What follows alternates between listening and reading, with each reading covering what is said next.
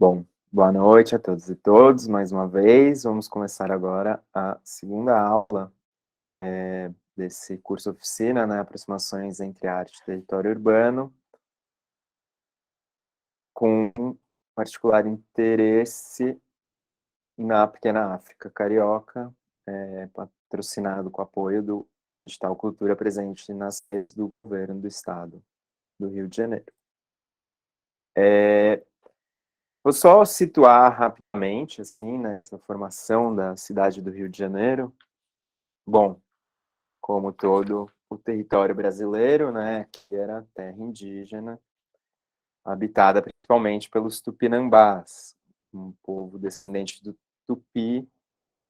Tupi, e havia pelo menos 35 aldeias registradas na região da Baía de Guanabara quando os portugueses chegaram por aqui, né, registrados pelos historiadores portugueses, nas quais viviam mais ou menos 35 mil indígenas. Então, para a gente ter uma noção dessa população enorme que vivia por aqui, a maioria na orla oriental da Baía da Guanabara, inclusive, onde hoje é a cidade do Rio de Janeiro.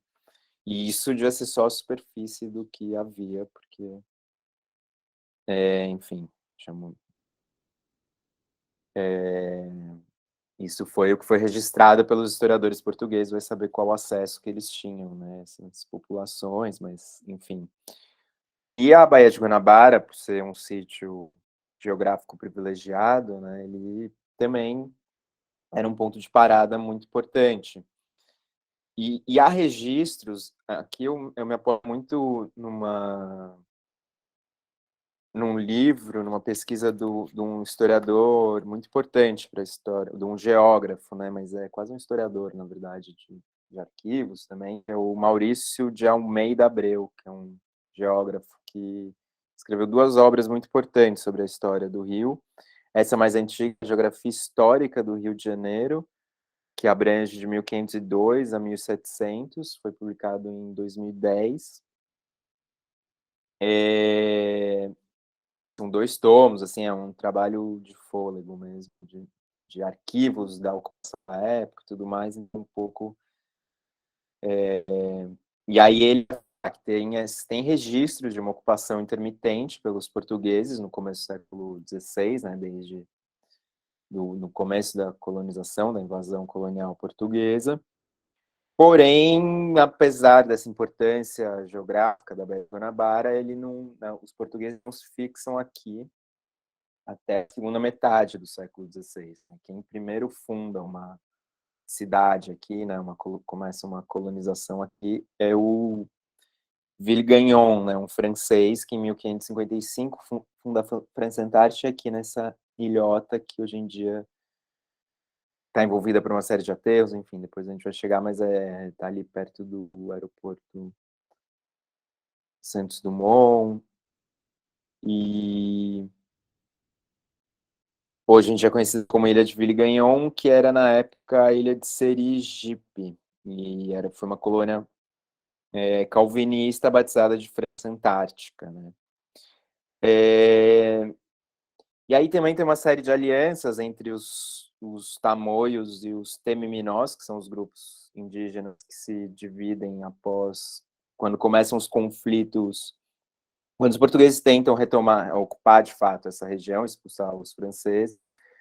A colônia da França Antártica também é muito frágil ali naquele momento e acaba sendo derrotada, né? Os tamoios se aliam aos franceses e os temiminós aos portugueses, e esses segundos são os vencedores, até que em 1560, aí eu vou voltar para esse segundo mapa, o Estácio de Sá, né, em 1560 os portugueses acabam derrotando os franceses, e em 65 o Estácio de Sá cria a ocupação primeira, né, de São Sebastião do Rio de Janeiro, aqui aos pés do Pão de Açúcar, bem na entrada da Barra da Baía de Guanabara, né, ao lado do Morro Cara de Cão.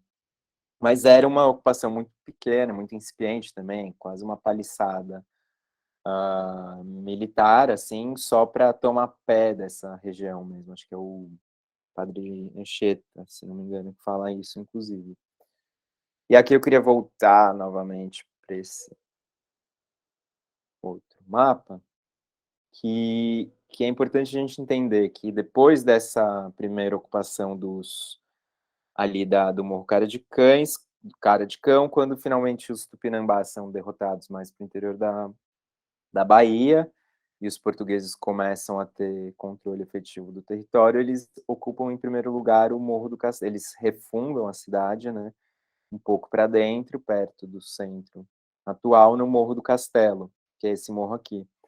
E aí é importante a gente entender que a cidade do Rio de Janeiro se desenvolve ao longo de quase 200 anos, 300 até, se a gente quiser, enfim, mas aí da segunda metade do século XVI até bem avançado o século XIX, praticamente entre esses 4 morros principais, que é o Morro do Castelo, o Morro do Santo Antônio, o Morro da Conceição, o Morro de São Bento, desculpa, e o Morro da Conceição, dos quais os únicos que existem até hoje são esses dois, né?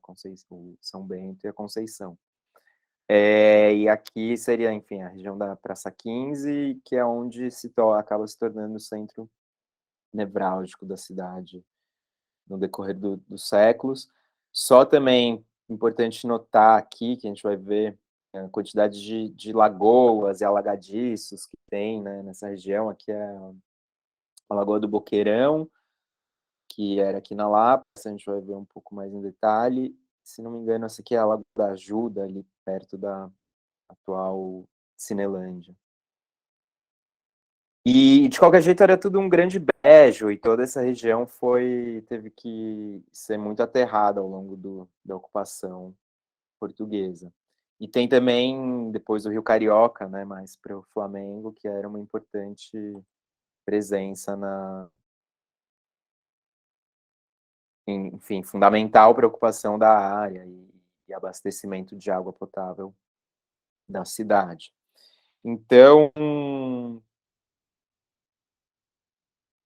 é isso, basicamente, essa ocupação inicial que se dá aqui no Morro do Castelo, mas rapidamente também a cidade vai se espraiando para os baixios ao redor, conquistando esse território. O Maurício Abreu vai falar de consolidação geográfica também dessa região, tanto recente ali geologicamente, com esse avanço, esse avanço. Então, logo no século XVI já começa, de algum modo, esses aterros na Praça 15, né? A própria Praça 15, desde pelo menos 1586, segundo o Abreu também, segundo os registros das propriedades imobiliárias que ele vai estudar nessa pesquisa que eu mencionei, já tem relatos de que a região estava sendo aterrada e que vão dar o nome de recuo do mar. Ele vai fazer um eufemismo ali para chamar para falar desse processo. Finalmente, enfim, daí depois processos históricos do Brasil, né, no século XVIII, com o impulso da mineração, o rio ganha uma importância como o principal porto do país, né, sobretudo pela entrada de africanos escravizados em direção às minas e a saída de metais preciosos por aqui, até que ela é alçada em 1763 a capital da colônia, e por essa época também se constrói o palácio, a Casa dos Governadores, né, que é o atual Paço Imperial ali na Praça 15, que acaba, enfim, aí consolidando a Praça 15 como o centro de fato da cidade, né, já no momento que essas baixadas já estão muito mais ocupadas e consolidadas. Então, só novamente aqui a gente vê, essa é de 1858, um pouco depois desse mapa. Então, a gente vê ainda como a cidade está muito presa a essa área ainda entre os 4 morros aqui, São Bento, Conceição está aqui, Santo Antônio e Castelo, ainda bem. Só que, enfim, já avançando para a região da Pequena África, Gamboa, que a gente vai ver, assim como um pouco mais para o Flamengo, mas aí numa região de chácaras e tudo mais. Aqui também havia uma série de alagados, que vai constituir a Cidade Nova, que é outro foco muito importante para essa história da memória negra no Rio de Janeiro e a formação do samba.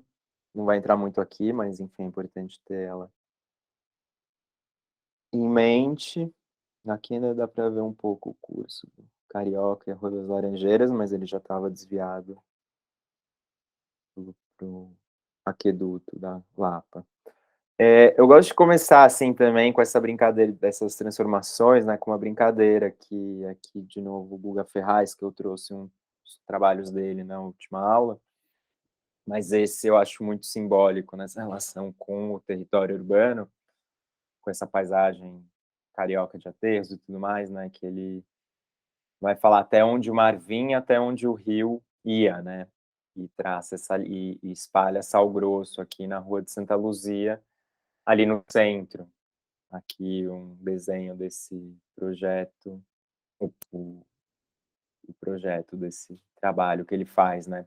Mas justamente para delimitar onde seria supostamente praia Santa Luzia, que aí eu brinco que quem responde essa onde até onde ia o rio naquele momento é o Castanheto, mostrando aqui essa sua pintura da Rua de Santa Luzia, que nem é um, enfim, um outro ponto de vista, mas mostrando aqui a murada da Rua de Santa Luzia em 1886, inclusive era uma das primeiras praias, assim, mais balneário da região central do Rio de Janeiro, aí nessa época, depois, né? E aqui também uma foto, isso que eu estava comentando um pouco antes, das fotografias, né?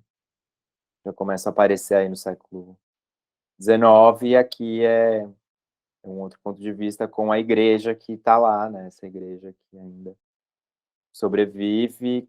Estava também o Morro do Castelo logo ali atrás, aqui, né? Então, uma região. E aqui é a praia de Santa Luzia, que já não existe mais, hoje em dia é completamente aterrada. E aí, outro recurso que é muito bacana, não sei se vocês conhecem, é o Imagine Rio, não sei se Júlia e Bernardo conhecem.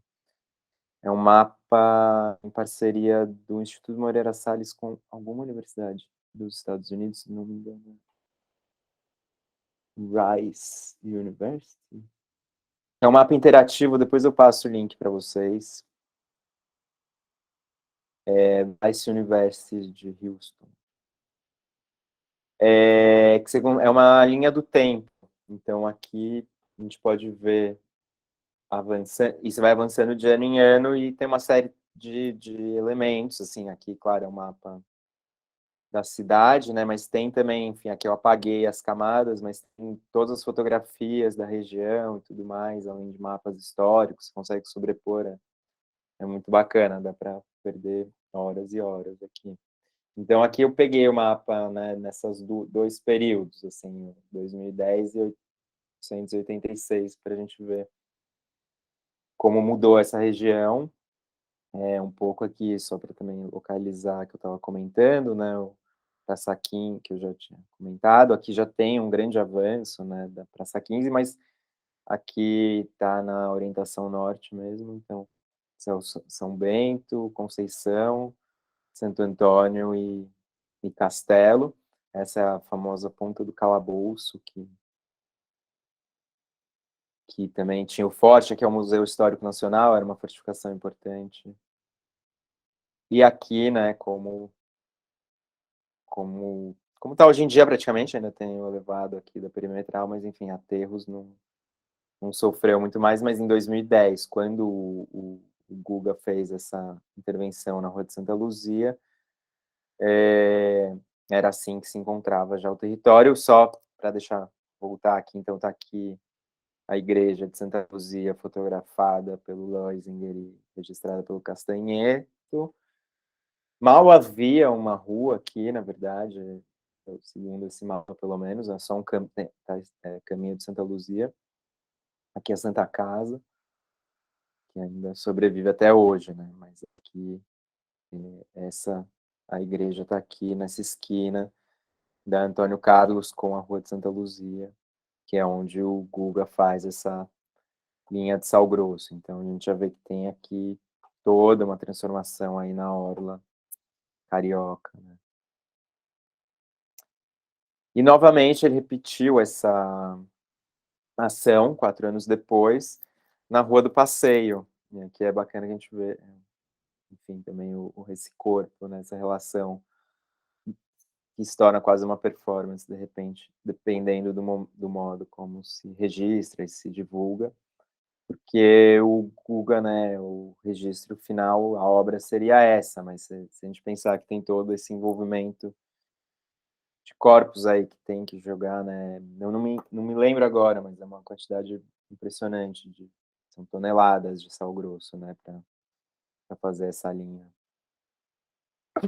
E aqui na Rua do Passeio, que também remonta o passeio público, né, a esse momento histórico do Rio de Janeiro ali, do final do século 18, meados do século 18, em primeiro lugar, né, queria isso que eu tinha comentado da Lagoa do Boqueirão, novamente, quem nos dá a ver são esses pintores históricos, aqui é o Leandro Joaquim, que é um dos primeiros, podemos considerar praticamente o primeiro pintor, assim, autônomo brasileiro, de pinturas autônomas de parede mesmo,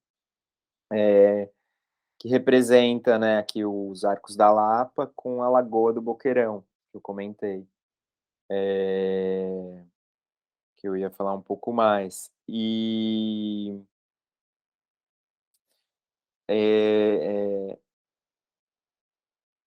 então tem já che o os Arcos da Lapa, né, foram construídos ali também na metade do século 18, se não me engano, foi ficar pronto em 1750, apesar de já ter um desvio das águas do Carioca, e a função dele é levar as águas do rio Carioca para o Largo da Carioca, para um chafariz de abastecimento público, né, acho que a maioria já conhece essa história. Mas é uma obra que estava planejada há muito tempo, acaba sendo inaugurada por volta de 1750. As datas das pinturas do Leandro Joaquim também são meio incertas, mas enfim, é um pintor que tem algumas pinturas muito interessantes sobre essa paisagem carioca ali no século XVIII. E o passeio público, ele é construído no final do século XIX, 1779, o vice-rei do Brasil manda construir o passeio público, que se torna o primeiro parque público das Américas, que é interessante também, assim, essas, enfim, meio, inovações, digamos, que acontecem no Brasil por acasos, né? Enquanto você tem uma cidade completamente abandonada, sem infraestrutura nenhuma, você tem esse grande aqueduto, por uma questão também de sobrevivência praticamente, e ao mesmo tempo o passeio público, que o Joaquim... Ai, chegou alguém. Carlyle. É, que o Joaquim Manuel de Macedo tem um, um livrinho, um passeio pela cidade do Rio de Janeiro, que foi reeditado recentemente, que é muito interessante, assim, enfim, mas trata bastante de diversas paisagens aí do Rio de Janeiro aí na segunda metade do século XIX. E ele vai falar, enfim, de um passeio do vice-rei do Brasil, Luiz de Vasconcelos, com o mestre Valentim, que foi o arquiteto que projetou o passeio público.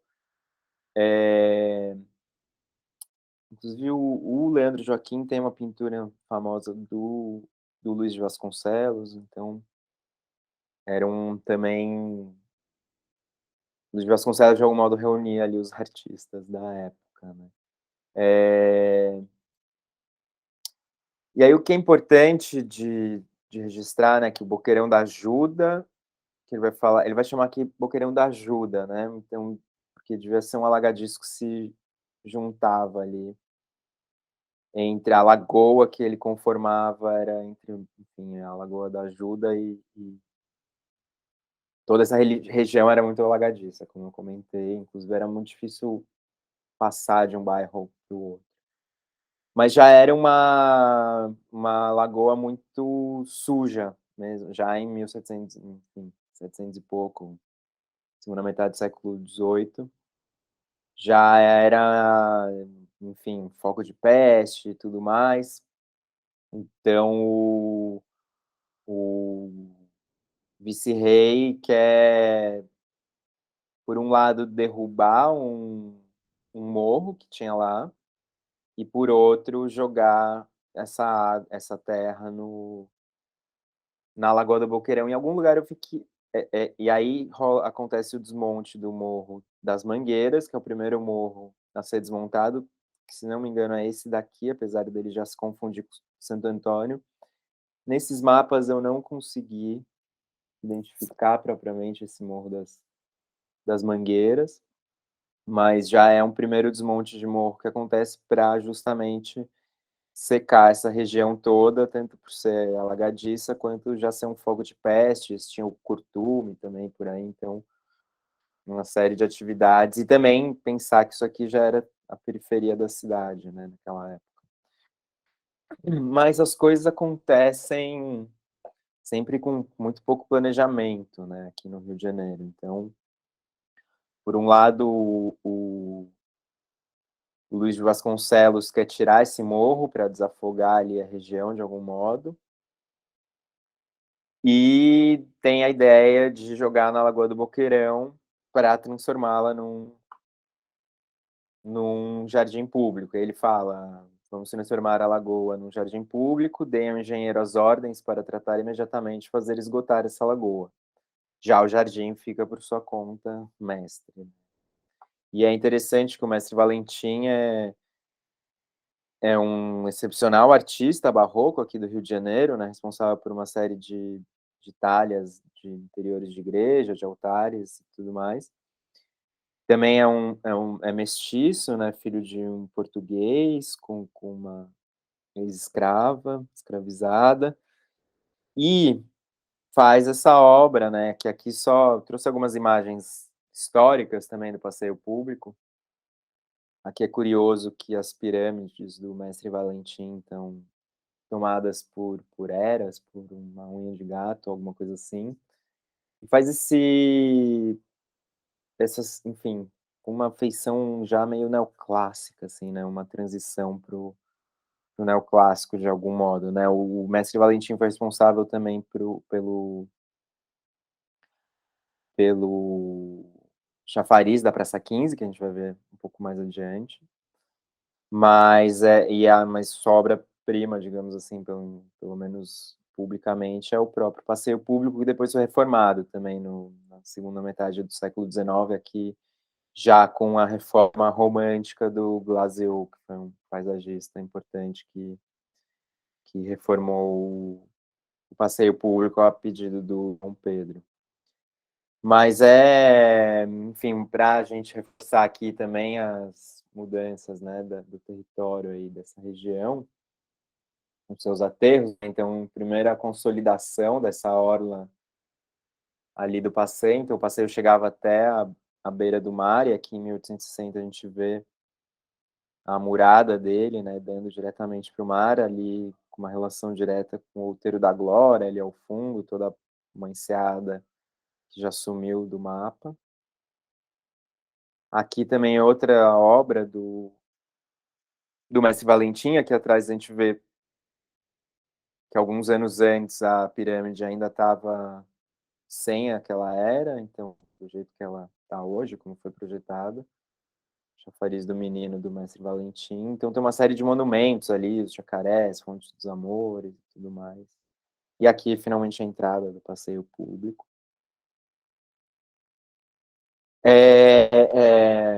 E aí também, já no começo do século XX, aí já por Augusto Malta, mas esse quiosque, né, do Chopp Berrante, então, para mostrar que ainda tinha uma importância muito grande na vida da cidade, essa vida burguesa e boêmia, né, bom, começo do século XX, mais ainda, né, com a burguesia já consolidada, mas uma burguesia também ligada ao poder, né, o Arquivo Nacional estava ali perto, as próprias repartições públicas, o Senado ali ao lado, a Câmara e tudo mais, então também o centro do poder ainda estava por aqui.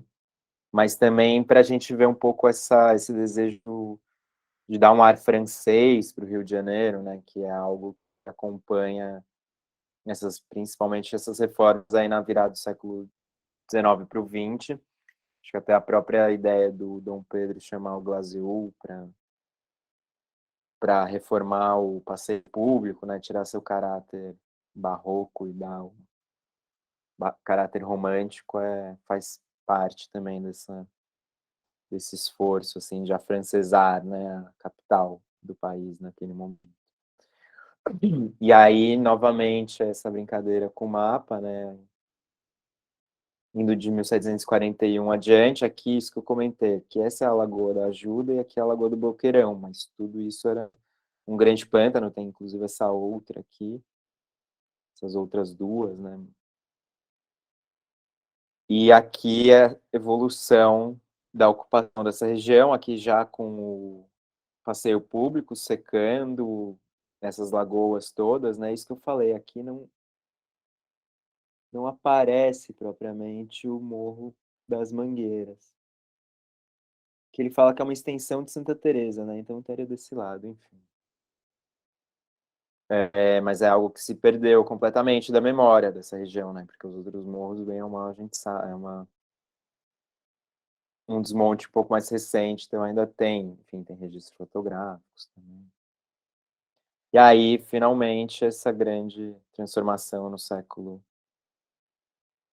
XX, né? Para chegar quando o Guga Ferraz fez aqui não passei por todas as etapas, mas para pegar esses 3 momentos antes do, do Leandro Joaquim, na época do Leandro Joaquim, depois da construção do passeio e finalmente no Guga Ferraz, aqui onde ele vai fazer a linha de Sal Grosso no passeio, aqui já sem os outros morros que eu comentei anteriormente, né? A gente vai ver um pouco mais adiante.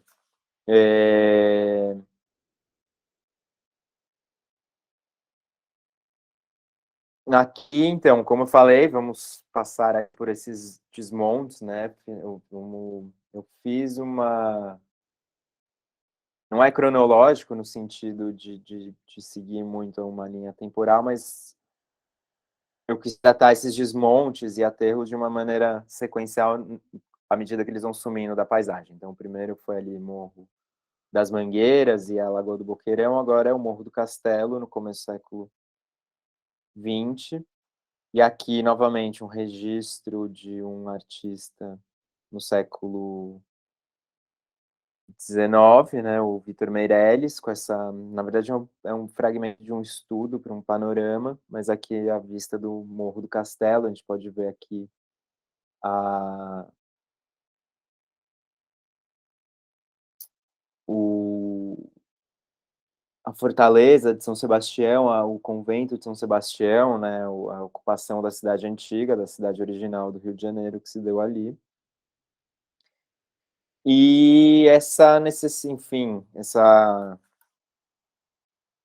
saneamentos que vão acontecendo, né, ao longo da história do Rio de Janeiro, de acabar com como eu comentei, né, que o centro foi se espraiando para a região da Praça 15, o Morro do Castelo, de fato, fica abandonado pelo poder, assim, né, então sobrevivem as construções originais, mais históricas, ligadas às ordens religiosas e ao poder, mas o poder já não tem seu centro ali, e as populações de baixa renda vão ocupando e acaba ficando uma região que não é desejável para essa ideologia do progresso, esse afrancesamento, né, essa mudança de feição da antiga metrópole, da cidade colonial para a cidade moderna, capitalista e tudo mais. Então se torna realmente um, um problema na paisagem, né, do ponto de vista desse poder, do ponto de vista da modernização capitalista que estava em curso, né. Depois eu vou falar um pouco mais, mas a gente tem que lembrar que tem uma série de grandes reformas, né, as reformas do Pereira Passos.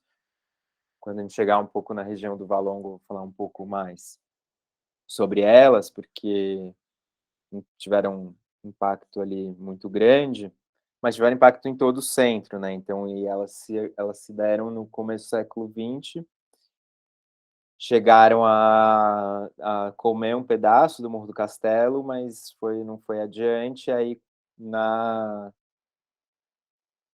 gestão de Carlos Sampaio, finalmente o Morro do Castelo vem abaixo e dentro dessa ideologia de embelezamento da cidade, né, mas é muito agressivo, a gente vê, enfim, essa pintura é muito interessante, porque dá para ver o sistema também do desmonte do morro, né, com trens, e aqui a gente vê jatos d'água dissolvendo esse morro e seus monumentos e construções vindo abaixo, né? Aqui é a igreja de São Sebastião, já em pedaços. Então, todos esses monumentos barrocos ali do começo da cidade do Rio de Janeiro são completamente ignorados também, junto nessa sanha de tirar a população de baixa renda do centro da cidade, como já tinha acontecido com as grandes reformas do Pereira Passos, na área mais baixa da cidade, né?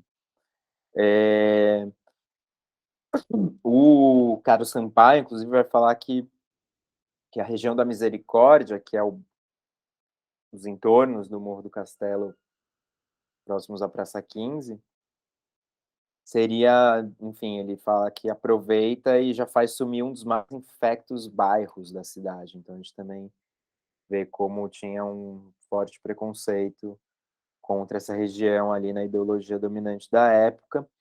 E a justificativa, que é muito curioso, assim, ainda mais que a gente vem um ciclo de reformas motivadas pelos grandes eventos internacionais da Copa e as Olimpíadas, né? É, também a justificativa foi para criar na esplanada, enfim, em cima dos escombros desse bairro da Misericórdia e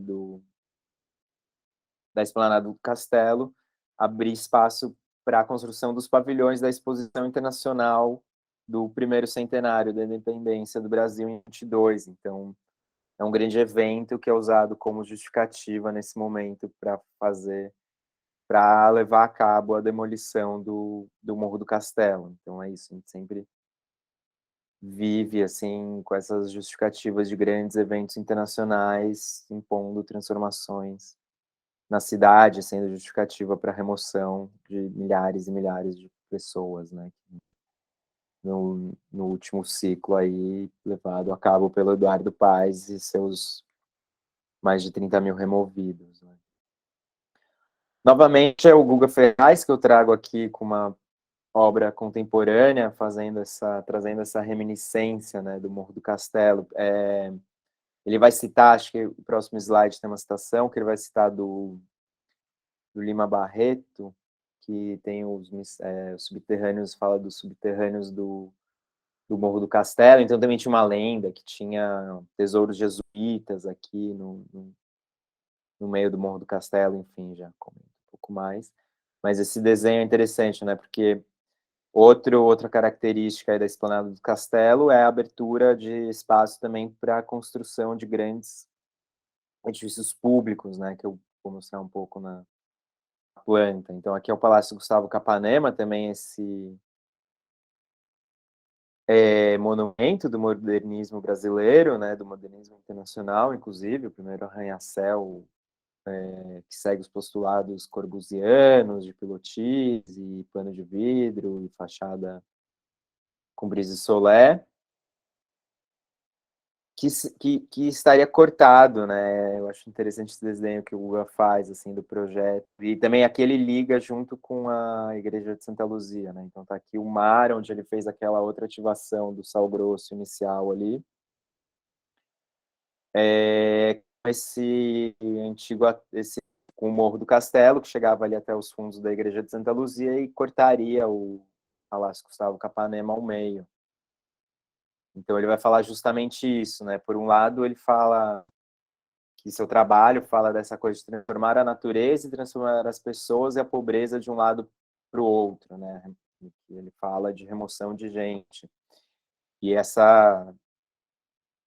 fato de ser uma violência, né? Tanto paisagística quanto social mesmo, né? Para essas pessoas, o fato do Morro do Castelo não estar mais ali, né? Enfim, esses são os absurdos que aconteceram no Rio em prol desse desenvolvimentismo. E aí ele vai falar, o trabalho foi realizado dentro do Palácio Gustavo Capanema, a gente vai ver na sequência, e então é uma entrevista que ele dá ali, né, falando que o espaço onde eles estão naquele momento, o Palácio Capanema, é onde seriam os subterrâneos do Morro do Castelo, para citar Lima Barreto. Na verdade, é como se a gente estivesse dentro do corpo do morro. O morro ia até o 7º andar ali, até a igreja Santa Luzia do outro lado e até a Praça 15 do outro lado, né?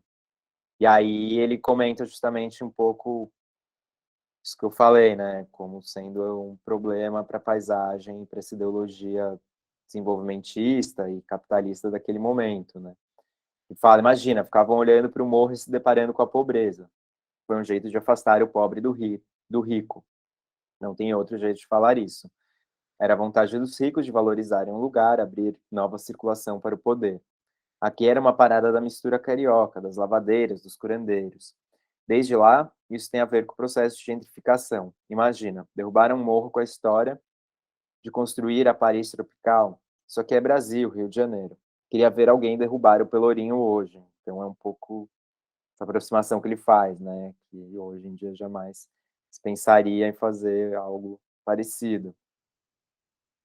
E aí esse processo que eu comentei, né? Ele fala que picareta, paulada na mão, mas também a base de jatos d'água e tudo mais, aqueles trens, é bem mais mecânico.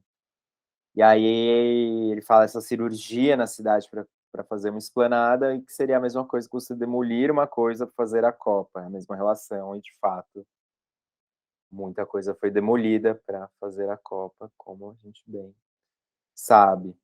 E aqui algumas outras imagens, né, dessa obra, aqui ainda os projetos e o momento preparatório, porque o que ele fez foi construir no interior do Palácio Capanema, claro que ele fala, né, que vai até o 7º andar, então seria, aqui é o mezanino, a área dispositiva, então não seria onde cruzaria, mas como se fossem as curvas de níveis, né, do morro, simbolicamente falando, funciona desse modo. Mas tem também todo um processo, também é uma obra processual, no sentido que ele primeiro constrói essas estruturas de madeirite com tela, de linheiro aqui, e mistura ali dentro o cimento para ir fechando essa transparência, né? Então ele recompõe aí, de algum modo, essa memória, e aí essa obra chama até onde o morro vinha, até onde o rio ia, né? E aqui a gente vê bem essa relação que ele quer construir, né? Morro, rio e mar. Então, para lembrar dessa antiga orla carioca e a antiga presença desse morro aí, é uma homenagem ao morro que sumiu da paisagem do Rio de Janeiro. E aqui, novamente, o time-lapse dessa transformação, né, em 1885, ainda identificadas algumas construções principais aqui do Morro do Castelo, e paulatinamente vai tendo primeiro a retificação dessa orla, né, aqui, a Tabata não está aqui hoje, mas aqui também é outro aterro para construção do mercado, aqui perto, próximo à Praça 15, e aí sim começam os anos de desmonte do Morro do Castelo e essa esplanada que vai surgindo ali por meio do aterro, aqui já sem morro, mas consolidando esse aterro até se consolidar também o atual Santos Dumont, enfim, aqui o aterro do Flamengo já surge, mas daí já é o próximo morro que a gente vai ver.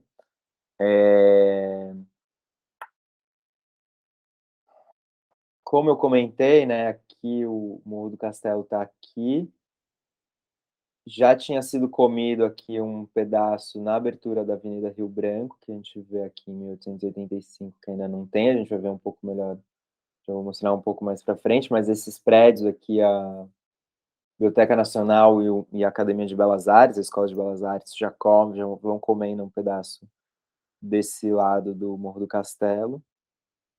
A gente vai vendo, até some um pouco na topografia, mas esse mapa também não é tão bom nisso. Aqui, os pavilhões da feira da Exposição Internacional, e aqui a gente vê que só sobra a Santa Casa e o Museu Histórico Nacional, né, na ponta do calabouço, que já não é ponta de nada, é só um... Então, a gente vai vendo também a retificação, a beira-mar, e como também sempre orientado pelo tráfego viário, né, o trânsito, o automóvel sempre impondo à cidade seu desenho. E aí, finalmente, só trouxe aqui 2014 de novo, que é quando o Guga faz essa obra aqui, né, no Palácio Gustavo Capanema, e também isso que eu comentei um pouco, esses edifícios públicos, que aqui dá para ver melhor na imagem aérea, que novamente, né, como a falta de planejamento que fica expresso, né, e aí eu lembro vocês um pouco aquele trabalho do Mata Clark, né, dos terrenos de Nova York, que eu apresentei na última aula, para justamente contestar, assim, esse racionalismo do planejamento urbano capitalista, né? Porque até hoje tem enormes áreas ainda desocupadas aí nessa região, conquistada ao mar, e mesmo assim, aqui que é o Castelo, né, um bairro, tem uns edifícios residenciais, tem alguma qualidade urbanística, mas é uma área completamente, é bastante perdida aqui nessa região da cidade, né? Não tem muita circulação e tudo mais, e fica alguns edifícios públicos, pouca vida, enfim, aquela vida autóctone que eu comentei bastante dos situacionistas, né? E aqui a gente tem o Palácio Gustavo Capanema, deixa eu desenhar aqui. Esse é o Palácio Gustavo Capanema, aí sim uma obra generosa de espaço público, mas a gente vê, né, os ministérios e tudo mais, então é para abrir espaço para uma série de edifícios do governo, ou, enfim, de escritórios e tudo mais. E, ao mesmo tempo, tem esses grandes lotes desocupados até hoje, assim, 100 anos depois, né, da demolição, a gente ainda tem essas franjas.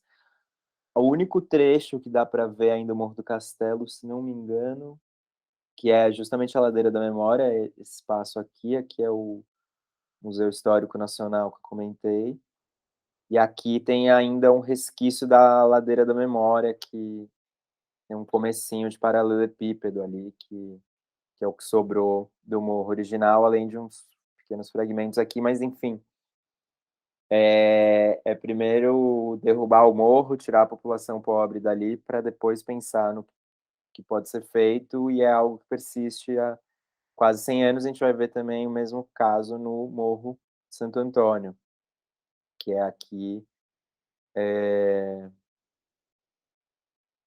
que é o próximo desmonte de morro que eu vou apresentar para vocês, essa vista do, do centro da cidade, vista do alto do Morro de Santo Antônio, aqui os frades, né, do Mosteiro de Santo Antônio, aqui registrada pelo Toné, Nicolás Antônio Toné, que também foi uma das primeiras favelas do Rio de Janeiro. Eu vou falar um pouco mais sobre a favela chegando na região da Pequena África, mas é importante a gente mostrar aqui também novamente já os registros fotográficos trazendo essa memória da paisagem urbana. É difícil de ver, né, nesse tamanho, mas enfim, aqui e seria Morro de Santo Antônio antes e depois da ação da saúde pública. A ação da saúde pública é um grande processo de demolição de uma série de barracos que ocupavam. Aqui dá para ver um pouco melhor o Morro de Santo Antônio, mas aí já bastante tempo depois, mas enfim, uma ação da saúde pública em 16 que remover uma série de barracos, mas é sempre o poder público carioca fazendo vista grossa para a ocupação num certo momento, depois removendo, expulsando, também o poder público que faz esse processo violento, né, de expulsar as pessoas para fora do centro e tolerar em outros momentos, até que, enfim, daí em 52 aqui a gente vê como era o Morro de Santo Antônio um pouco antes de sua demolição, já com os arranha-céus do centro e tudo mais. E aí o processo de desmonte do Morro de Santo Antônio, aí no final da década de 50. Aqui a gente vê já o morro bastante arrasado e que sobrou só o Mosteiro de Santo Antônio ali. E a gente vai vendo paulatinamente a abertura, né, da Avenida Chile e a República do Paraguai que corta por cima, aqui ainda aqui está com o mosteiro também. E a construção dessas grandes passarelas, que sempre me intrigaram também, porque hoje em dia elas levam do nada ao lugar nenhum. Então eu vou mostrar um pouquinho mais para frente o projeto mais amplo de circulação viária que estava previsto para essa região, que é bastante violento também. Mas, novamente, a gente tem aqui uma série de lotes mal não ocupados, de fato, até hoje. Novo. Aqui, a própria, né, aqui a gente tem, bom, aqui é o Arco da Lapa, só para situar. Aqui é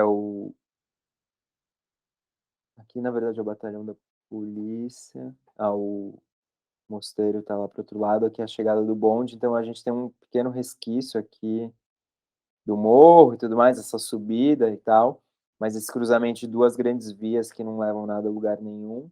Aqui a catedral também, que tem um grande estacionamento, é um espaço público muito mal resolvido, não é um espaço público diretamente, tem uma péssima relação com a cidade, inclusive. Mas até hoje, né, passados 70 anos quase, temos ainda uma série de lotes aí servindo a especulação imobiliária, esperando valorizações que possam dar outros usos, né, do mesmo modo como aqui também é uma foto dessa região do entorno da catedral, com esses terrenos vazios, aqui na verdade é uma escola que tá aqui, mas dá para ver um pouco desses lotes.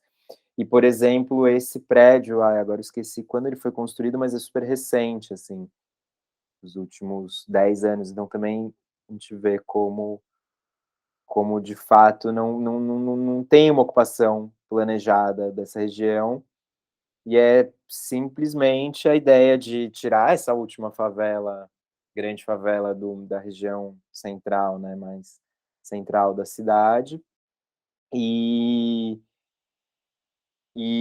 criar esses terrenos supervalorizados nessa área do centro da cidade, mas que até hoje não terminou de ser ocupada. E finalmente também temos outro evento, grande evento, porque a terra do Morro de Santo Antônio foi utilizada para a construção do Aterro do Flamengo, né, que eu vou mostrar um pouco o projeto, o desenvolvimento do projeto. E o Aterro do Flamengo foi proposto inicialmente também para receber o 36º Congresso Eucarístico Internacional. E é curioso que, né, os grandes ciclos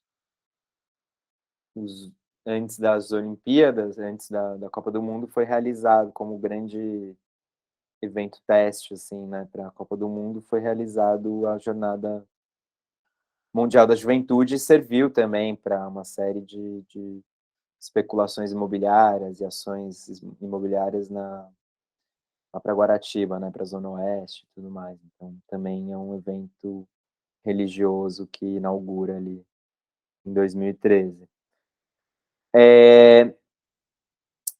E como eu falei, novamente, o rodoviarismo aí impulsionando essas reformas urbanas, né? Esses são os primeiros estudos executados pelo arquiteto Afonso Eduardo Reide, né, para urbanização da Esplanada do Castelo e a melhoria da circulação viária do centro do Rio de Janeiro, de modo geral. A gente vê aqui o Morro de Santo Antônio, e a primeira proposta de um aterro que, na verdade, bom, a gente vê em 48 como a região ainda do Morro do Castelo era de uma ocupação muito rarefeita, nem o Santos Dumont ainda estava completamente. E aí a primeira proposta seria até mais nesse sentido de criar mais para dentro, né, aterrar essa enseada aqui, mas paulatinamente esse desenho vai se modificando. Tem uma concepção modernista ainda interessante, já que talvez resolveria de uma maneira melhor do que o modo como foi resolvido atualmente. A esplanada, isso aqui são maquetes da Esplanada de Santo Antônio, que é ali a região da Carioca atualmente, aqueles prédios que eu mostrei há pouco. Mas, e aí seria essa organização bastante modernista no sentido de Brasília, né? Aqui seria República do Chile com a Paraguai, que são essas vias que levam do nada a lugar nenhum. E aí eu estava pesquisando há um tempo atrás esse material e fiquei muito impactado com o que seria essa proposta de circulação viária, que aqui a gente tem algumas, e é muito um outro ciclo do Pereira Passos, de alargamento de vias e tudo mais, que chama muita atenção.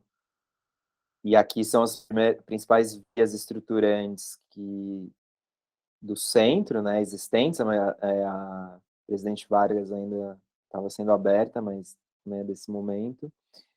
Só que o que é mais chocante seria essa via expressa aqui, que viria do Morro da Conceição, se não me engano, a gente passaria por baixo do Morro da Conceição, cruzaria a Presidente Vargas, cruzaria o centro, aqui está a esplanada do Santo Antônio, seguiria descendo em direção às atuais pistas do aterro, pela Lapa aqui. E eu tentei cruzar isso com a malha urbana atual, né? E dá para perceber que esse viaduto passaria em cima, aqui tá para as Tiradentes. Então ele passaria bem em cima do IFIX, por exemplo, que é uma construção neocolonial, que não teria interesse histórico, segundo a visão de história da arquitetura brasileira modernista. Então é bem violento também esse projeto urbano do Reide nesse momento. E aí, finalmente, só foi construído esse pequeno trecho, né, que a República do Pará, a Avenida Chile, que vai ali da Rua do Senado até ali um pouco mais abaixo. Então, pelo menos esse grande estrago não foi feito, porque aí você vai pensando toda a Rua da Lapa também ser impactado na descida aqui. Tem, inclusive na Rua da Lapa, tem umas grandes marquises que deve ter sido justamente o recuo proposto em algum momento a lei de zoneamento para receber esse projeto. Enfim, é algo que me deixa bastante atormentado pelas contradições do modernismo, né? Porque se fala tanto da qualidade do espaço do aterro do Flamengo, que é mérito do Reide com a Lota, que é quem idealizou e quem negociou o aterro do Flamengo. Aqui a gente vê uma primeira ocupação que o Reide ainda propõe umas lâminas de edifício aqui, mas na proposta inicial, assim, quando ele foi chamado para assumir a obra, era para se tornar um loteamento urbano normal, então ia ser entregue à especulação imobiliária. Ele luta muito por isso, para a transformação de um grande parque urbano junto à Lota. A Lota tem um papel fundamental nisso, mas a gente vê que mesmo assim o rodoviarismo estava ali imperando. Aqui alguns dos projetos do desenvolvimento do projeto paisagístico, né, do Burle Marx, de modo geral, alguns dos seus desenhos. E aqui, essa perspectiva também, que estava numa exposição na Casa Roberto Marinho, há pouco tempo atrás, enfim, são umas fotos, mas que me deixaram muito impressionado. São desenhos muito bonitos. Aqui ainda é um projeto um pouco anterior, e essa grande planta desenhada à mão, assim, uma coisa de louco, para quem está acostumado hoje em dia tudo com projetos digitais. E aqui algumas fotos do aterro em construção, né, e todo esse transplante da terra do Morro de Santo Antônio para a construção do aterro, e a gente vê, enfim, novamente, reforçar, né, que tudo faz parte de um grande projeto rodoviário de ligação entre o centro e a Zona Sul, que a Avenida Beira-Mar já não dava conta. Beira-Mar e a Praia do Flamengo já não davam conta, então a principal motivação é a construção das pistas expressas, mas pelo menos graças à Lota e o Reide, se a cidade ganha esse grande espaço público, né? E agora sim, a gente volta de novo, falei que não seria tão linear historicamente, só para trazer aqui duas aberturas de avenidas fundamentais nessa história da transformação da paisagem carioca, né, que eu já comentei um pouco, é a abertura da chamada Avenida Central, Avenida Rio Branco. A gente vê aqui numa pintura em tons impressionistas do Eliseu Visconti, né, então essa cara de Paris que se queria dar ao Rio de Janeiro. E aqui, de fato, uma fotografia do Ferrez, assim, com esses edifícios ecléticos que foram construídos aí ao longo da atual Rio Branco, então Avenida Central.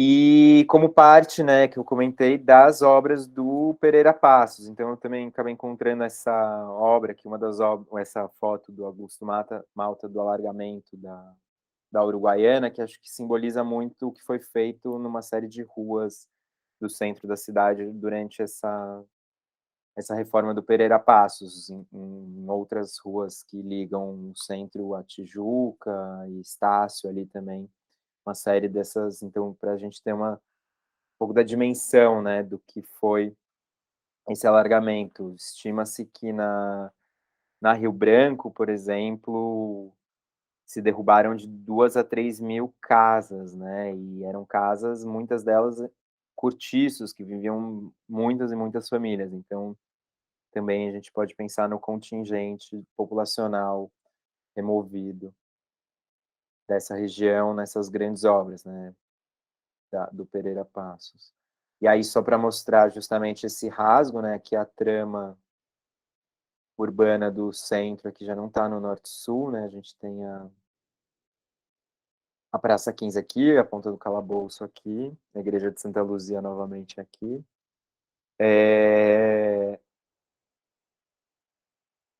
E aqui o eixo, né, onde seria aberto, aqui ainda está o Morro do Castelo, finalmente a Avenida Central aqui, em 1905, já inclusive com a Biblioteca Nacional aqui. Então, para a gente ter a ideia, né, esse rasgo, de fato, na trama do centro carioca, nessa trama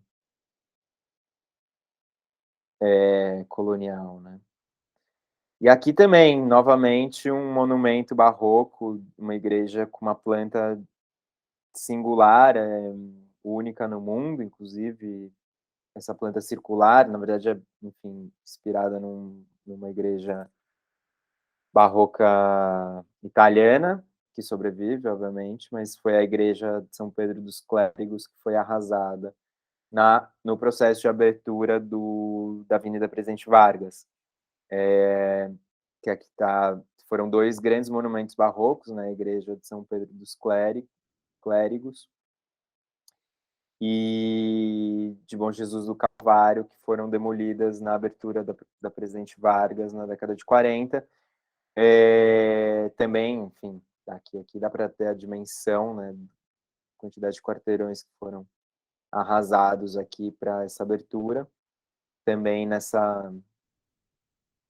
Também sempre não só a favor do tráfego rodoviarista, né, do fluxo viário, mas também removendo as populações que viviam nos cortiços da região e tudo mais, sempre gentrificando aí a região para afastar a população pobre cada vez mais para longe da região central.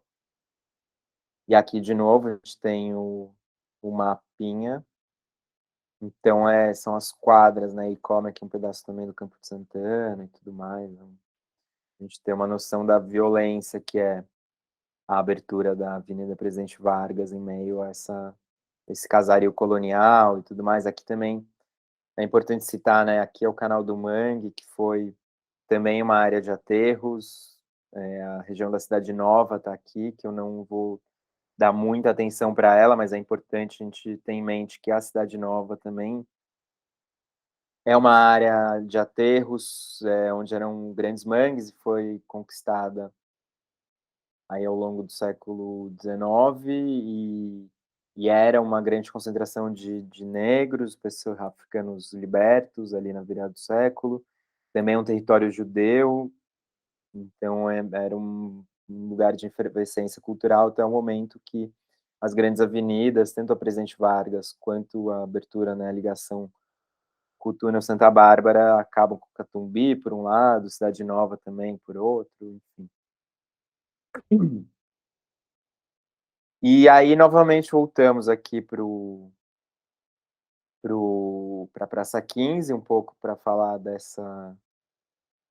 da relação, né, com a região portuária e tudo mais. Aqui as representações do Debré, do, da região da Praça 15, com o chafariz do Mestre Valentim, de novo o, o Leandro Joaquim aqui representando a Praça 15, essa revista militar.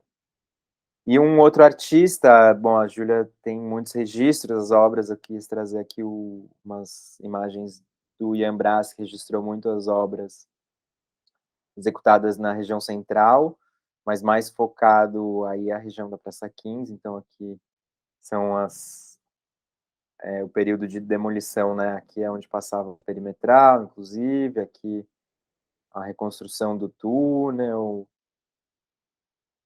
e é um pouco o registro dessa cidade em trânsito, das ruínas em processo aí de transformação, até chegar finalmente na região portuária, né, que acho que é o grande interesse de vocês. Então, em primeiro lugar aqui, né, essa já tem... Eu voltei para aquele mapa de 1860 e pouco. Então, a gente tem aqui em primeiro lugar, esse secamento do saco de São Diogo, que vai sendo vão secando cada vez mais.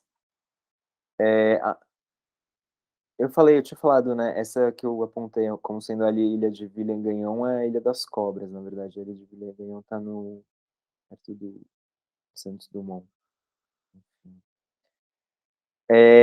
E aí o que ocorre também, porque essa passagem da Praça 15, né? Porque a Praça 15 era a região portuária da cidade até a década de 1770, que é quando se dá a transferência da região da Praça 15 para a região do Valongo, das atividades portuárias. Então, aqui começa a surgir uma série de trapiches e piers, né? Aqui é a atual Sacadura Cabral. Enfim, depois eu mostro também um pouco a mudança do traçado urbano, aí, desses aterros e tudo mais. Então, quando um pouco depois do Rio de Janeiro se tornar capital da colônia, o porto é transferido da Praça 15 para a região do Valongo e da Saúde, né? Mas já era uma região que vinha sendo ocupada também desde o século, ao longo do século XVIII, com a construção da Igreja de Nossa Senhora da Saúde, que ainda está aqui, se não me engano, é São Bom da Saúde, e também a ocupação do Morro da Conceição, com fortificações e construções religiosas também. E em 1753 é criada a freguesia de Santa Rita, que também é uma igreja, não vou conseguir identificar nesse mapa mais antigo, mas depois eu mostro para vocês, que também é a região do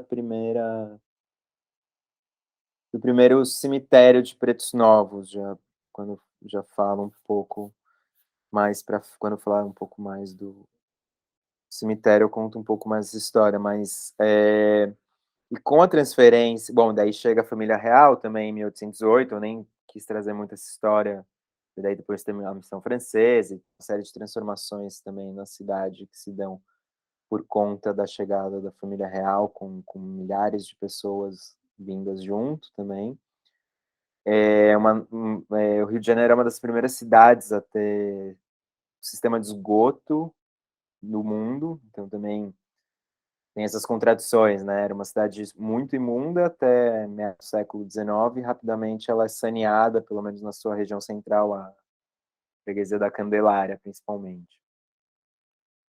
E aí, aqui vai se constituindo que o Rafael Cardoso, né, um historiador, vai falar como a primeira periferia urbana, assim, do Brasil.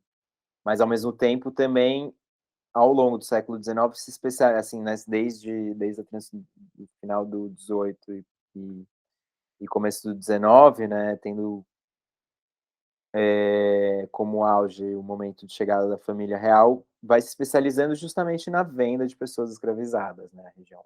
O mercado escravista se estabelece aqui, escravocrata, né, de pessoas, né, porque já é o ponto de acesso, de chegada direto, o desembarque dos escravizados sobretudo, a então Rua do Valongo, né, que é a Camerino, hoje em dia vai se constituindo como esse lugar de venda de pessoas, de africanos escravizados, né, e aqui justamente essa loja na Rua do Valongo, registrada por Debré, ali, no seu Viagem Pitoresca e Histórica ao Brasil. Vou voltar aqui no mapa também, ainda falar um pouco mais. E aí é instalado o cemitério de Pretos Novos por volta de 1772, ali na região da Pedro Ernesto, no antigo caminho da Gamboa, que chamava naquela época. O cemitério de Pretos Novos, né, são cemitérios que são grandes valas comuns, que eram onde eram jogados, de fato, os corpos dos escravizados que não sobreviviam a chegar ou chegavam, enfim, né, já não sobreviviam à travessia, né,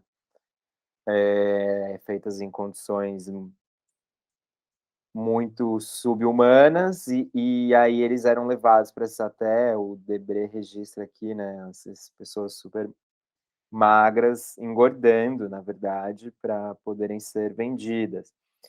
E os pretos novos são aqueles que não foram batizados ainda, ou pelo menos incorporados ao sistema religioso católico, por isso são depositados nas valas comuns, tanto de Santa Rita, num primeiro momento, inclusive a estação do bonde se chama Santa Rita Pretos Novos, né, do VLT, e a partir de 1772, na região do atual, que foi só descoberta na década de 90, por acaso, na região da Gamboa, no cemitério dos Pretos Novos, né. Depois eu vou contar um pouco a historinha dessa descoberta.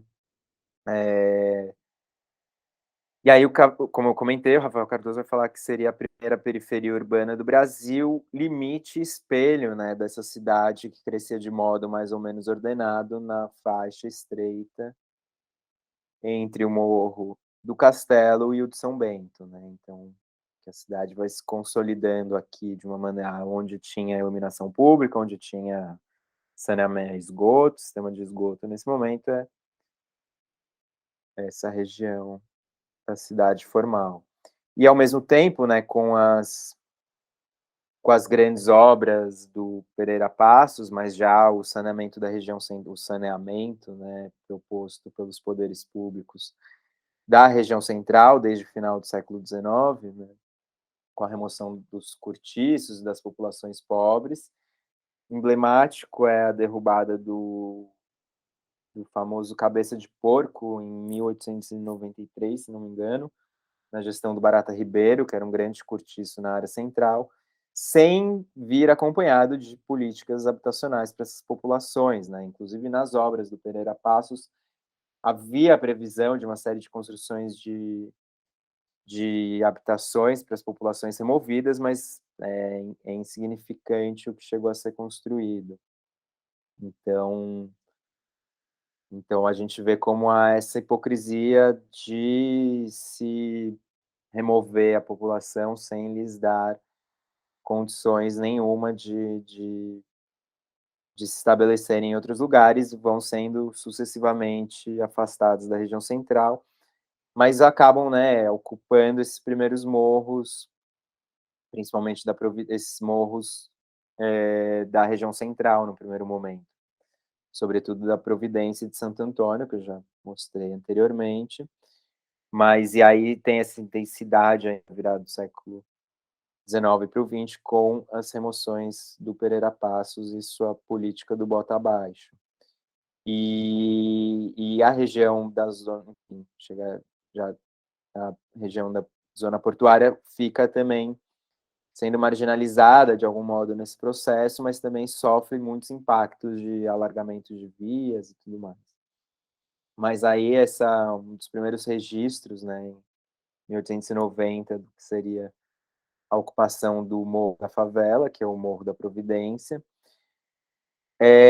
Já ao longo da década de 90 do século XIX já vai sendo ocupado, tanto de Santo Antônio quanto da Providência, mas um marco simbólico é 1897, né, inclusive é o mito fundador aí dessa palavra favela, que é o retorno dos soldados que lutaram em Canudos, muitos deles negros alforriados, né, enfim, negros libertos que lhe foram prometidas lotes em contrapartida ao alistamento ao exército para ir lutar em Canudos. O governo teria prometido lotes para eles quando voltassem e não tiveram não foram atendidos. Então eles ocupam de maneira espontânea o Morro da Providência ou constroem seus barracos ali e acabam batizando, porque supostamente teria também uma planta em Canudos, parecida a uma planta que tinha no Morro da Providência, ou um morro parecido, enfim, não, segundo Rafael Cardoso, não tem muito registro disso, mas enfim, se torna corrente o uso da palavra favela, a gente vê aí já desde 1890 como já está em uso aí pelo Eliseu Visconti, mas enfim, sempre nessa dinâmica hipócrita, né, por um lado, reprimir e erradicar na área formal e fazer vista grossa nas áreas informais até que tenham interesse sobre essas áreas também, e aí um novo ciclo vem para cima dessas regiões. Então aqui algumas imagens também, fotografia do Morro da Providência ali ao fundo, pelo Augusto Malta, aqui já o trem que cruzava a região portuária, né, de apoio ao porto e tudo mais, aqui na Praça da Harmonia, na década de 30. Aqui, uns anos antes, né, a região aqui, como eu falei, os trapiches, né, próximos à Praça da Harmonia, com o Moinho Fluminense ao fundo, que é essa construção importante que está lá até hoje, que vai se tornar um shopping, hotel e, e apartamentos. Essa fotografia emblemática, bom, a gente vai no Instituto Inclus Artes, né, na próxima semana. Quem estiver por aqui, quem puder ir na nossa visita à região, E essa é uma foto que está lá na exposição, mas eu quis trazer aqui também, porque dá para ver bem essa região ali no começo do século XIX, os trabalhadores do porto aí fazendo sua siesta aí no meio da tarde. E aqui, finalmente, há uma vista aérea da região, né? Aqui está o Moinho Fluminense, novamente, a harmonia está aqui, né? Com já os grandes galpões do porto e o sistema ferroviário que cruzava a região. A fotografia é meio ruim, não dá para ver muito bem o Morro da Providência, mas a gente vê aqui esses grandes lotes, né? E aqui, novamente, vamos lá com os mapas, né? Aqui eu peguei desde a chegada da família real, então aqui já era um momento que funcionava como porto, mas ainda antes de seu apogeu.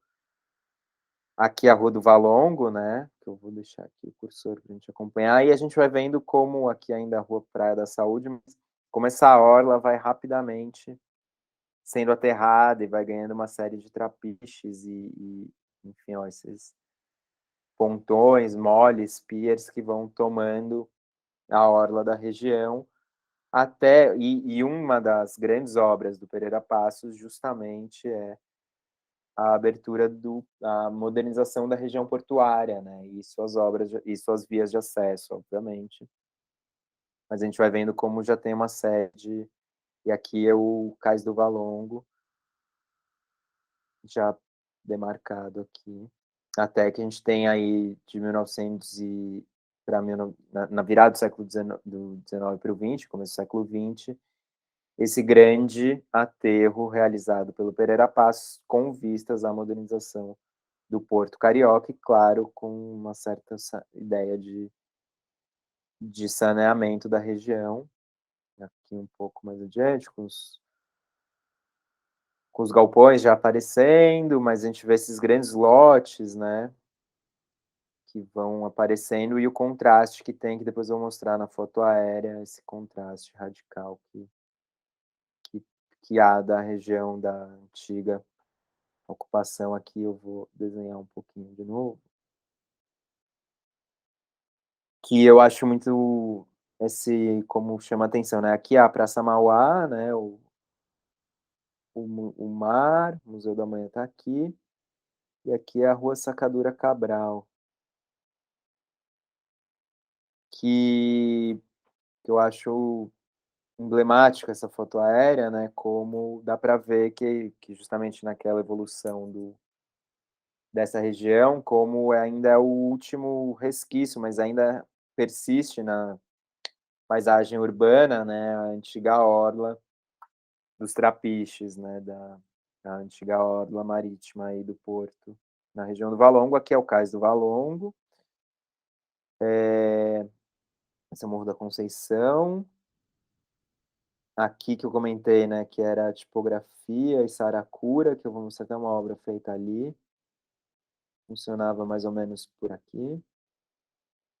Para também mostrar um pouco dos equipamentos culturais que tem, enfim, já falei aqui, Museu da Manhã e tal, mas alguns equipamentos independentes, né? Aqui é o Instituto Inclusartes, mais ou menos, onde está a exposição sobre a memória da Gamboa, inclusive.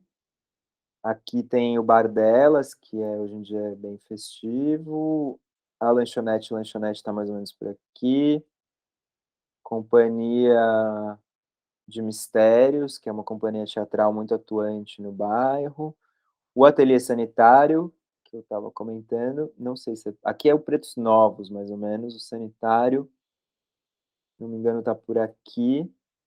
E aqui, se não me engano, é o museu, é o MUCAB, que foi recém-inaugurado, que é um museu, um centro cultural da prefeitura, museu História e Herança da Cultura Africana, Afro-Brasileira. Então, muito interessante, também será um dos pontos da nossa visita. Aqui tem também o ateliê do Maurício Hora, que é um fotógrafo por aqui, seja aqui, na verdade, que também tem coletivo artístico e é um fotógrafo do Morro da Providência, filho de um dos primeiros traficantes, ele comenta isso em entrevistas, que registra o dia a dia. Eu vou mostrar umas fotos dele, mas ele também tem um papel muito importante na formação de artistas, jovens artistas, crias da Providência. E ele também é responsável pela Casa Amarela, que acho que não pega aqui, mas está aqui, que é um espaço no Morro da Providência, está um pouco fora aqui da imagem, naquela direção ali, né? Esse é o Morro da Providência, então um pouco dessa presença artística propriamente na região. Aqui é o Largo de São Francisco da Prainha, e aqui a Pedra do Sal, né? Aqui a gente tem essa é a Rua do Valão, a antiga Rua do Valão, o Camerino. E aqui a gente tem a Casa de Tia Ciata também, que é um espaço super importante para falar dessa região. Não tem como não falar das figuras do samba. E o Jardim Suspenso do Valongo também está por aqui, que tem o Centro Cultural Pequena África. Tem ainda também o Afoxé Filhos de Gandhi, a Vizinha Faladeira. Daí a gente também tem uma série de outros centros ligados ao samba, né? Bom, a Cidade do Samba está logo ali, aqui, um pouco mais para cá. E tem essa obra de um artista que fez uma residência no Saracura que eu acho bastante emblemática e simbólica desse marco que a Sacadura Cabral representa, que é justamente aqui as fachadas das construções históricas em preto e branco aqui embaixo e os grandes galpões, edificações da região portuária, pintados de vermelho ali para cima. Eu acho bem representativa desses processos de violência que eu estava comentando. Então, a Tia Ciata, né? E aí, enfim, tem o que ocorre ali na virada do século XIX, também com o fim com a alforria, com a abolição da escravatura, há uma série de migrações internas, né? Por uma série de questões, tanto de trabalho, do mercado de trabalho, quanto da repressão, da perseguição policial ao candomblé em Salvador, por exemplo, que há um grande fluxo de negros da Bahia. Então, também há uma segunda mistura entre africanos de diferentes regiões da África que se encontram novamente aqui no Rio, porque o tráfico negreiro era um pouco segregado, apesar de ter uns outros encontros entre africanos de diversos lugares, de diversos países, né, sobretudo da Nigéria, da atual Nigéria, Angola e o norte da África, em Moçambique, enfim.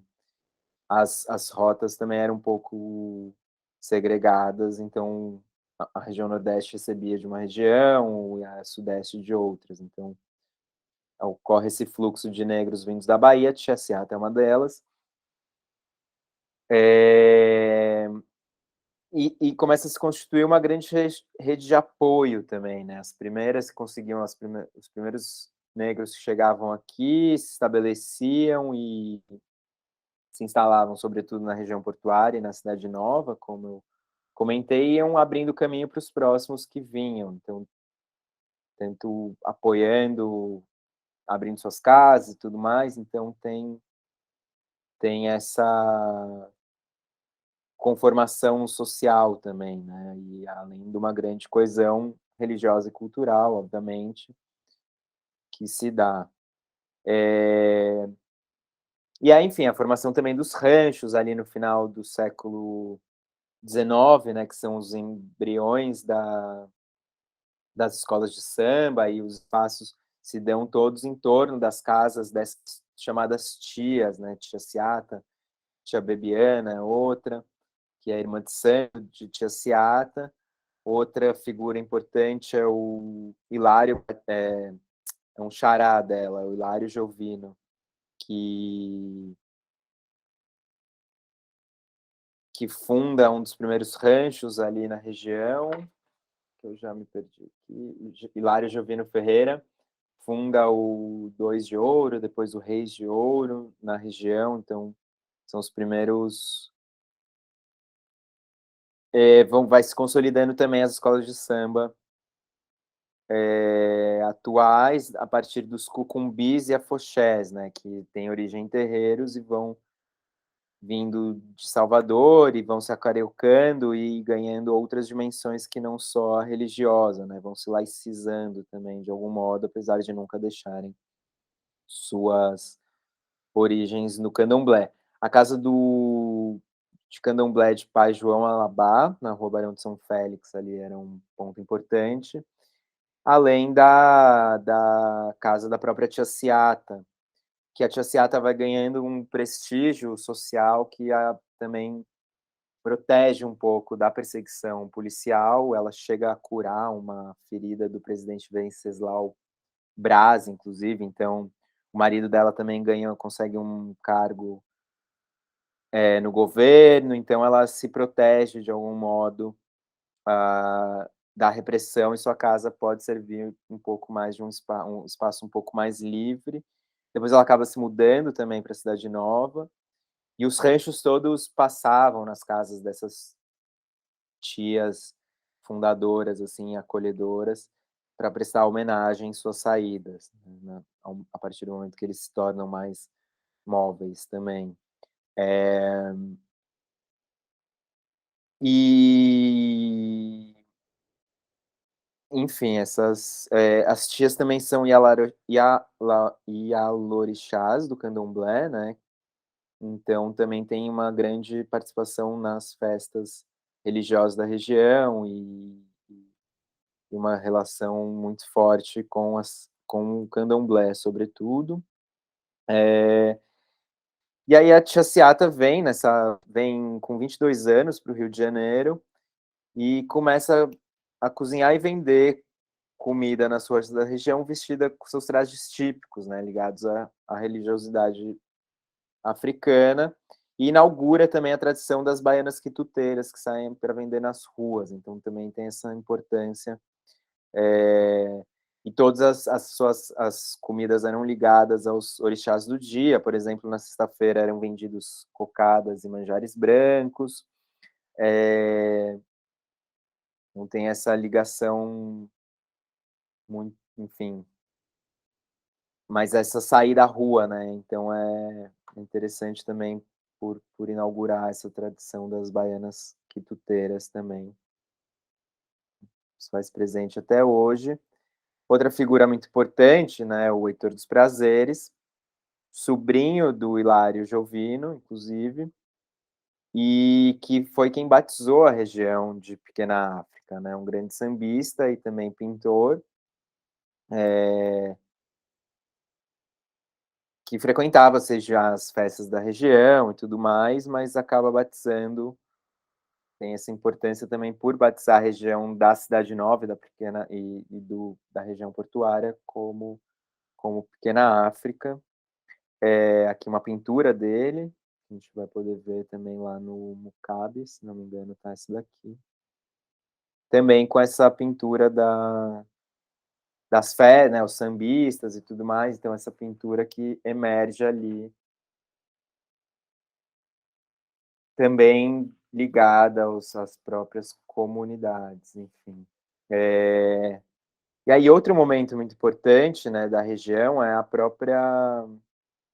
região a época da Revolta da Vacina, que tem também origem nas reformas do Pereira Passos e em toda a ideologia sanitaristas, né, do Oswaldo Cruz e tudo mais. É uma reação, digamos, mais às reformas urbanas do que a própria vacinação. Claro que a vacinação se impõe de uma maneira violenta nas populações e sem muita campanha de informação e tudo mais, então cai do nada essa obrigatoriedade, e os agentes de saúde invadindo as casas e obrigando as pessoas a se vacinarem, e é o estopim, é a gota d'água para a revolta da vacina que toma o Rio de Janeiro durante alguns dias de novembro de 1904. E o último bastião dessa revolta, liderada inclusive pelo Prata Preta, que tem hoje em dia até um bloco de carnaval em homenagem a ele, se deu aí na região da Pequena África, na região da Saúde, com a barricada de Porto Arthur, chamada de Porto Arthur, que foi o último bastião dessa revolta, né. Então só também para ilustrar a importância política mesmo da região nesse momento. E outro personagem emblemático, ligado um pouco à região, é o João Cândido, né, o famoso almirante negro do Aldir Blanc, que que também, enfim, liderou a revolta da Chibata, em 1910, contra os maus tratos contra as chibatadas, executadas contra marinheiros na marinha, né, uma questão bem elitista, ligada à escravidão ainda, ao sistema escravocrata e em vigência, apesar de abolido, mas enfim, ainda em vigor, os maus tratos físicos na marinha, eles conseguem sitiar o rio de algum modo e reverter. Mas eu também lembrei bastante, enfim, e ele ligado à região portuária, por ser também ele mesmo marinheiro, obviamente, mas também por sua irmã morar na Saúde, então ele tinha grande afinidade ali com a região e com os próprios estivadores, né, que eram um pouco o caminho natural dos marinheiros, acabavam trabalhando também na Marinha Mercante. Mas eu lembrei dele porque na última Bienal de São Paulo, não sei quem pôde visitar, tinham esses 2 bordados dele, né, que são bem bonitos, quando ele esteve preso aí depois da revolta da Chibata. Ele passou a bordar na prisão e esses são os 2 únicos, se não me engano, que sobreviveram, foram restaurados e recuperados e foram expostos na última Bienal de São Paulo, então também uma produção artística aí que emerge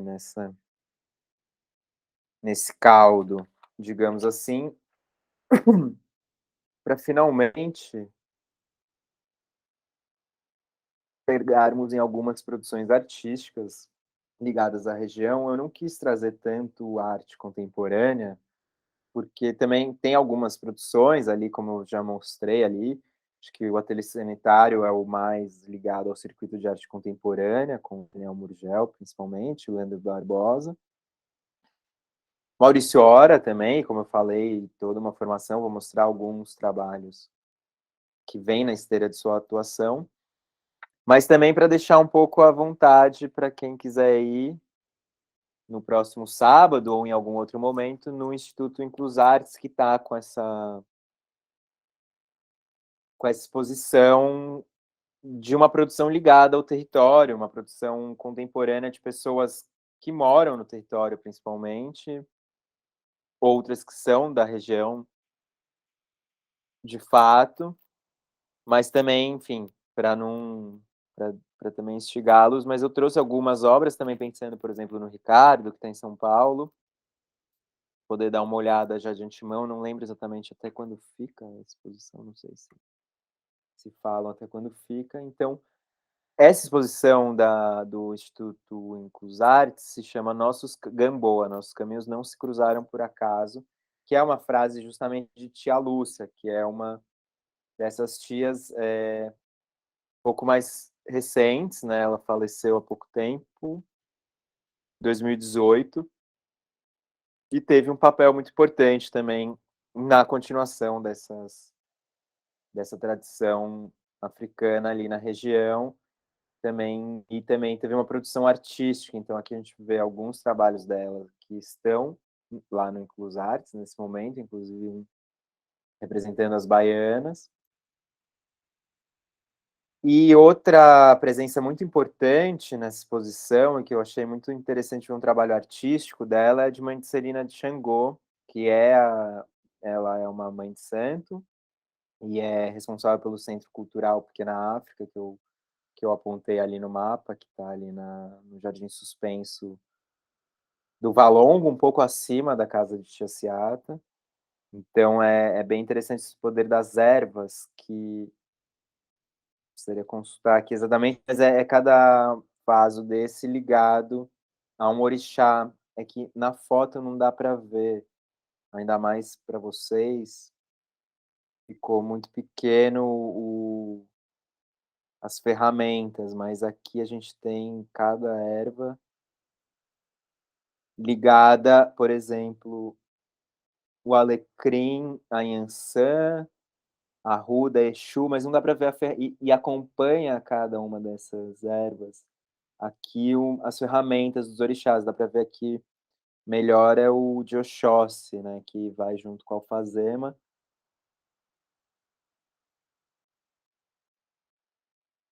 Enfim,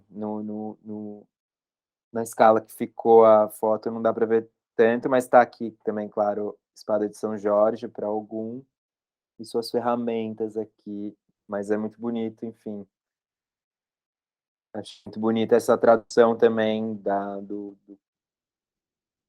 das ferramentas e das ervas dos orixás para uma instalação artística ali no Inclus Arts. E agora, assim, algumas fotografias do Maurício Hora, como eu falei, ele vem registrando, ele tem um trabalho fotográfico registrando o Morro da Providência, principalmente. Ele não tem muita, enfim, pouca coisa organizada online, mas o ateliê dele é bem interessante, vale a pena acompanhar, ficar de olho se souber de algum evento aberto que tiver lá, porque também tem, ele abriga esse coletivo.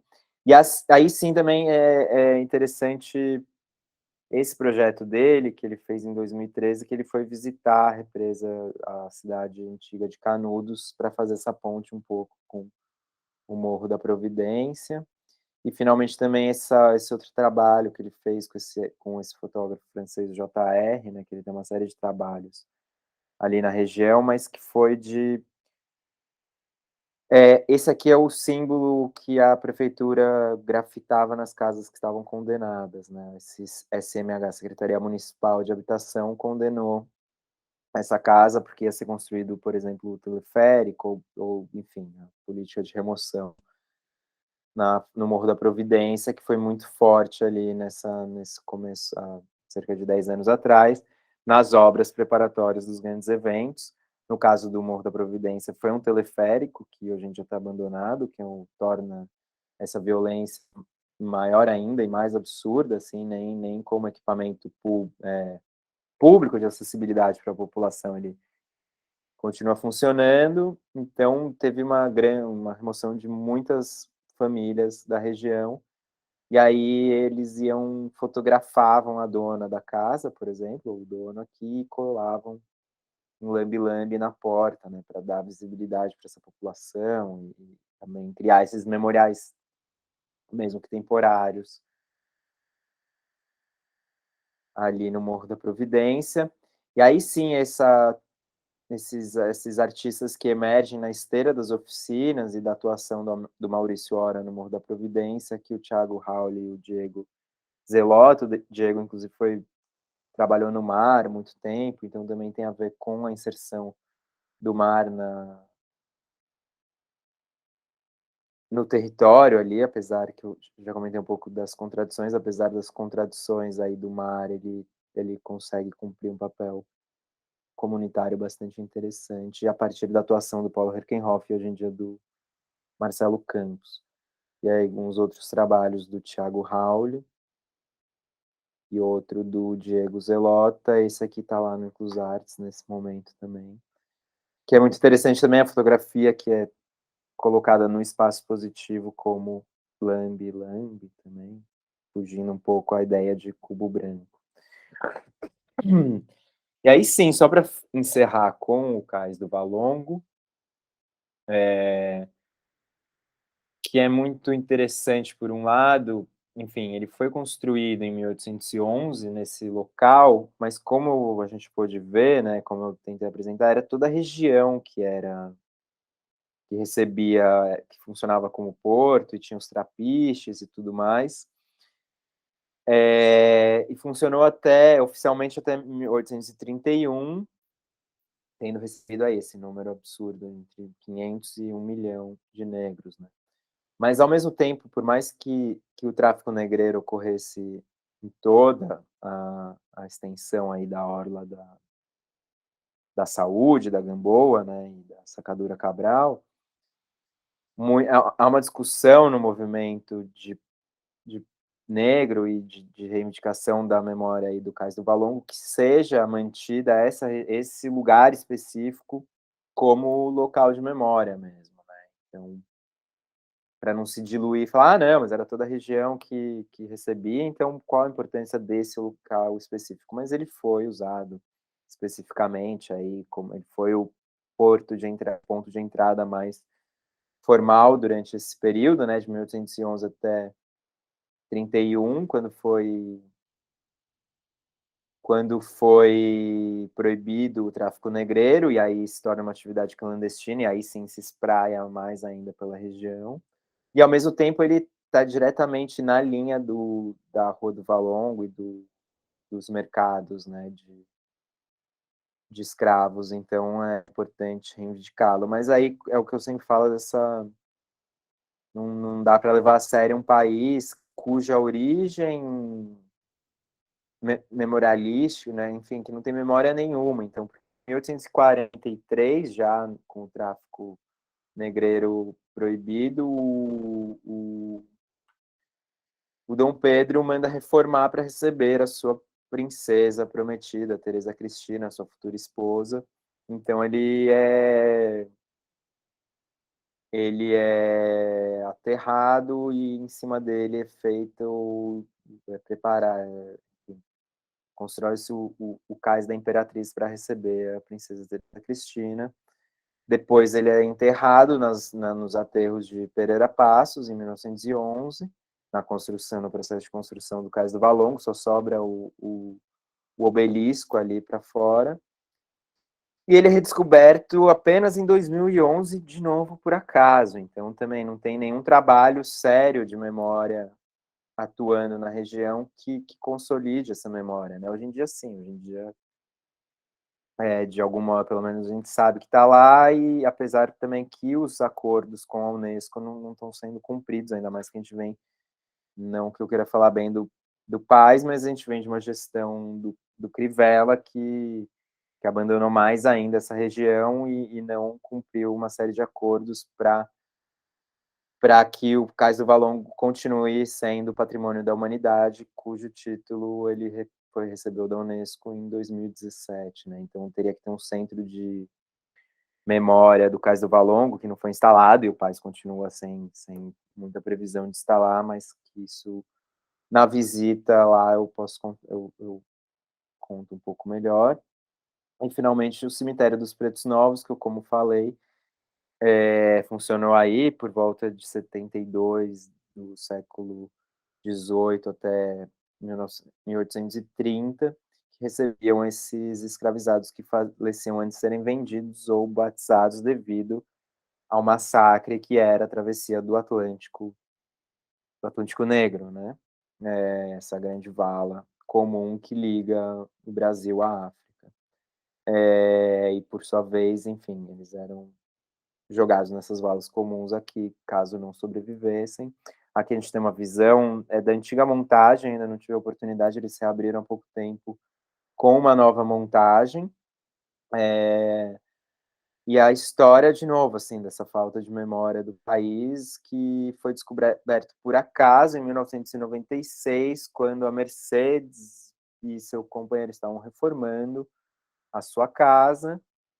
O pedreiro, ela conta isso em entrevistas e tudo mais, né? Ela fala, o pedreiro veio e falou: eu encontrei aqui uns ossos de galinha, de bicho, não sei direito. Ela fala: nossa, como assim? Que estranho. Foi lá ver, encontrou uma mandíbula e começou a partir disso identificar restos de humanos mesmo, né? Fêmeos e tudo mais, e falou: para tudo, vamos ver, vamos tentar entender. E o processo se dá completamente por iniciativa particular ali dela, e todos os vizinhos continuam vivendo sobre esse grande cemitério ali. E aqui a gente pode ver as janelas de inspeção, enfim, tem um super cuidado com a memória arqueológica, né? São janelas de prospecção arqueológica, onde a gente pode ver esses restos arqueológicos e tudo mais, mas tentar voltar um pouco no mapa.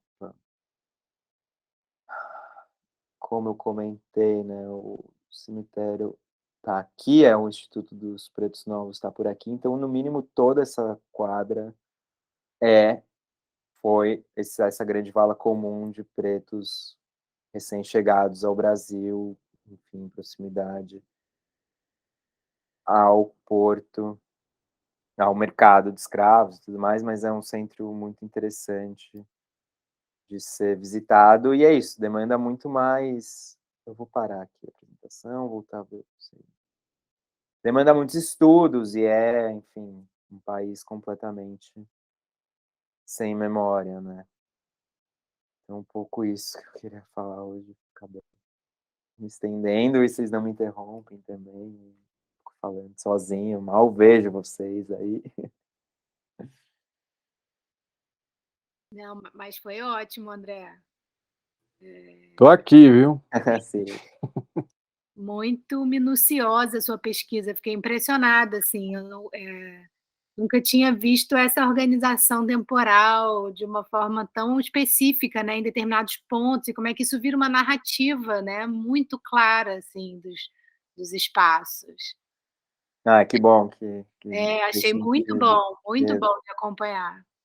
eu estava um pouco assim com justamente essa organização a partir da produção artística, enfim.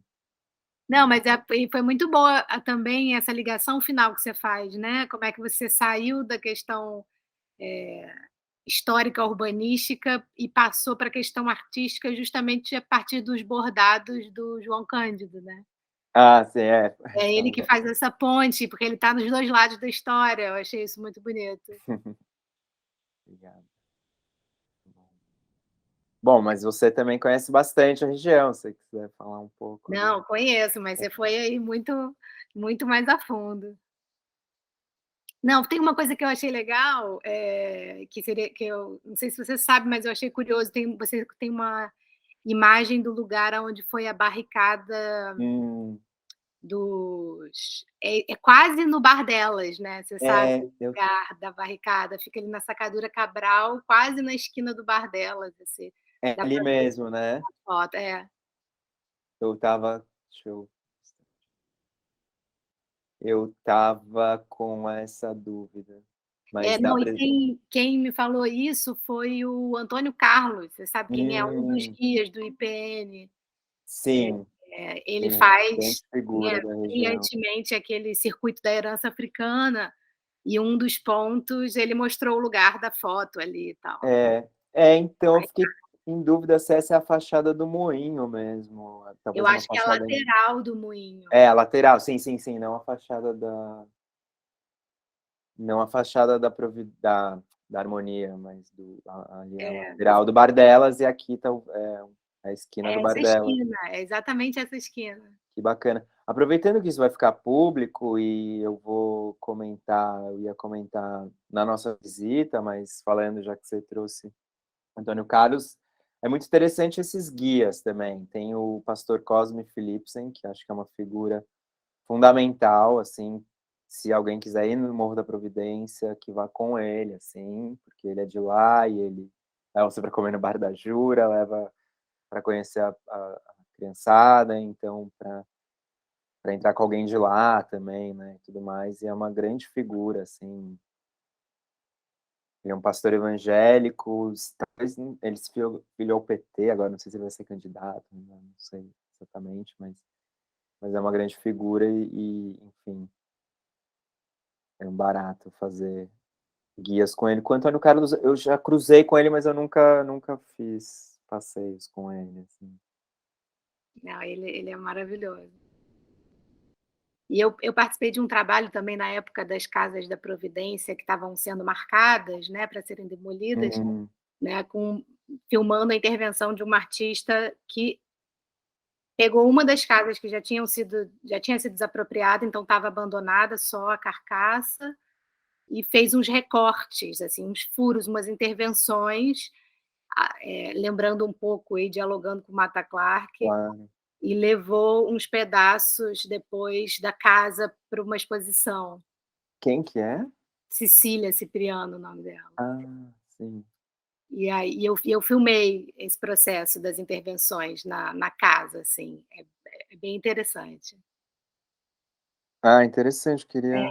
e o Maurício Hora que fez um pouco, abriu algumas portas ali, foi muito legal a relação, então. Uhum. Sim, ele é uma figura bem legal também, pouco contato, mas já estive lá no ateliê dele e tudo mais. Mas, enfim, um pouco também para trazer essa produção de arte contemporânea, que é isso, acho que está bem representada lá na Inclusarts, então também não quis insistir muito com o que está ali. Por outro lado, é isso, né, uma produção que eu fiquei pensando muito também nessa parte da uma produção mais contemporânea, qual a relação com o território e tudo, não sei se registrar o território, se relacionar com o território, no fim são pessoas que habitam lá e tudo, então fazer um pouco por aí, né. Mas eu recomendo também a visita ao Inclusarts, que acho que vale a pena para ter essa compreensão.